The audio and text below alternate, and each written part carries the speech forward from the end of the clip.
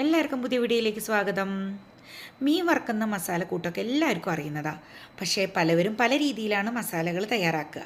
എന്നാൽ ഈ ഒരു മസാലക്കൂട്ട് ഒരു തവണയെങ്കിലും തയ്യാറാക്കണം കേട്ടോ. സാധാരണ നമ്മൾ ചെയ്യുന്ന മസാലക്കൂട്ട് കൂടെ ഒരൊറ്റ ഇൻഗ്രീഡിയൻറ്റേ അധികം ചേർക്കുന്നുള്ളൂ. പക്ഷേ സ്വാദെന്ന് പറഞ്ഞാൽ പറഞ്ഞറിയിക്കാൻ പറ്റില്ല, അത്ര ടേസ്റ്റാണ്. അപ്പോൾ അതെങ്ങനെയാണ് തയ്യാറാക്കുന്നതെന്ന് നമുക്ക് നോക്കാം.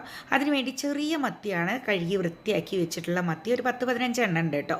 ചെറുതായതുകൊണ്ട് ഞാൻ ഇടയിൽ ഒരു വര കൊടുക്കുന്നില്ല. നമ്മൾ മസാലയ്ക്കുള്ളിലേക്ക് ഇറങ്ങാൻ വേണ്ടി വരയാറുണ്ടല്ലോ, അത് ഞാൻ ചെയ്യുന്നില്ല. വലിപ്പമുള്ള മത്തിയാണ് അല്ലെങ്കിൽ അയിലയാണെന്നുണ്ടെങ്കിൽ നിങ്ങൾക്ക് വരഞ്ഞു കൊടുക്കാം കേട്ടോ. ഈ ഒരു മസാല കൂട്ടി ചെറിയ മീനുകൾക്കായിരിക്കും കേട്ടോ ഒന്നും കൂടി നല്ലത്. ഇതിന് വേണ്ടിയിട്ട് ഒരു 2 തണ്ട് കറിവേപ്പില, ഒരു ചെറിയ ഉള്ളി 2-3-4 എണ്ണേ വേണ്ടൂ.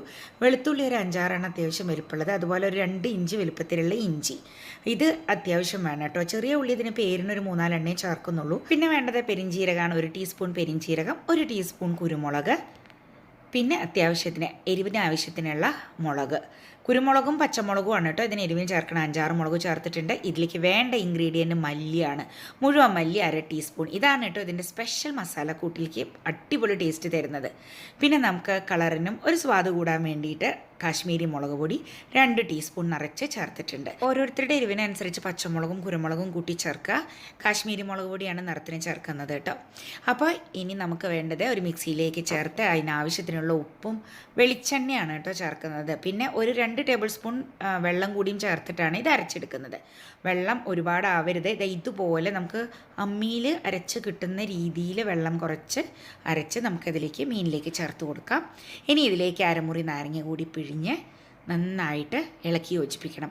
കൈ കൊണ്ട് തന്നെ നന്നായിട്ട് ഇളക്കി യോജിപ്പിച്ച് ഒരു മണിക്കൂർ 1.5 മണിക്കൂർ പുറത്തിരിക്കുകയാണെങ്കിൽ വളരെ നല്ലതാണ്. ഇപ്പോൾ പുറത്ത് വെച്ചിട്ട് ഉപയോഗിക്കാനുള്ള സമയമില്ല വെച്ചാൽ നിങ്ങൾക്കൊരു ഫ്രിഡ്ജിൽ 1/4 മണിക്കൂർ മസാല തിരുമ്പി വെച്ചാൽ മതി കേട്ടോ. ഇപ്പം ഞാൻ ഒരു 1/2 മണിക്കൂർ മസാല തിരുമ്പി ഫ്രിഡ്ജിൽ സൂക്ഷിക്കുകയാണ്. അതിനുശേഷം നമുക്ക് വറുക്കാം. ഇനി അടുത്തത് മസാലയൊക്കെ പിടിച്ചു കഴിഞ്ഞാൽ ചട്ടി അടുപ്പത്ത് വെച്ച് വെളിച്ചെണ്ണ ഒഴിച്ച് ചൂടായി വരുമ്പോൾ നമ്മുടെ മത്യസുന്ദരിമാരെ അങ്ങോട്ട് നിരത്തി അതിൻ്റെ മുകളിലേക്ക് 1-2 തണ്ട് കറിവേപ്പിലയും കൂടിയും ചേർത്ത് മൊരിച്ചെടുക്കണം. ഒരു സൈഡ് നന്നായി മൊരിഞ്ഞ് വന്നു കഴിഞ്ഞാൽ മറിച്ചിട്ട് കൊടുത്ത് അടുത്ത സൈഡും കൂടി മൊരിച്ച് നന്നായി തിരിച്ചും മറിച്ചും ഇട്ട് മൊരിച്ചെടുക്കണം. ഈ ഒരു മസാല മണം ഉണ്ടല്ലോ, വറുത്ത് വരുമ്പോഴുള്ള മസാല മണം അയൽവക്കക്കാരെയും കൂടിയും കൊതിപ്പിക്കും.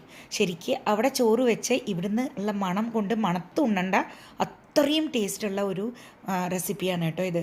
എല്ലാവരും ട്രൈ ചെയ്ത് നോക്കണം. ട്രൈ ചെയ്ത് നിങ്ങളുടെ വിലയേറിയ അഭിപ്രായങ്ങളൊക്കെ കമൻറ്റ് ബോക്സിൽ ഷെയർ ചെയ്യണം കേട്ടോ. അങ്ങനെ നമ്മുടെ സ്പെഷ്യൽ മസാലയിൽ തയ്യാറാക്കിയ മത്തി സുന്ദരികളൊക്കെ ഇവിടെ റെഡി ആയിരിക്കുകയാണ്. കുറച്ച് ചോറ് മാത്രം മതി ഇവരെ അകത്താക്കാനായിട്ട്. അപ്പോൾ എല്ലാവർക്കും ഈ ഒരു വീഡിയോ ഇഷ്ടപ്പെട്ട് കാണുമെന്ന് വിചാരിക്കുന്നു. ട്രൈ ചെയ്ത് നോക്കി നിങ്ങളുടെ വിലയേറിയ അഭിപ്രായങ്ങളെല്ലാം കമൻറ്റ് ബോക്സിൽ ഷെയർ ചെയ്യണം. മാത്രമല്ല സബ്സ്ക്രൈബ് ചെയ്യാത്തവരാരെങ്കിലും ഈ ചാനൽ കാണുന്നത് ഇപ്പോൾ തന്നെ സബ്സ്ക്രൈബ് ബട്ടൺ ഒന്ന് പ്രസ് ചെയ്യുക. തൊട്ടടുത്തുള്ള ബെൽ ബട്ടണും കൂടി ക്ലിക്ക് ചെയ്തിട്ട് ഓൾ എന്ന ഓപ്ഷൻ ക്ലിക്ക് ചെയ്യാൻ മറക്കരുത് കേട്ടോ. എന്നാലേ ഞാനിടുന്ന റെസിപ്പികളിലേക്ക് നോട്ടിഫിക്കേഷൻ അപ്പോൾ തന്നെ വരുള്ളൂ. ഇഷ്ടപ്പെട്ടാൽ ലൈക്ക് ചെയ്യുക, ഫ്രണ്ട്സിനും ഫാമിലിക്കും ഷെയർ ചെയ്ത് കൊടുക്കുക. വേറൊരു ടേസ്റ്റി റെസിപ്പിയായി വീണ്ടും കാണാം. താങ്ക്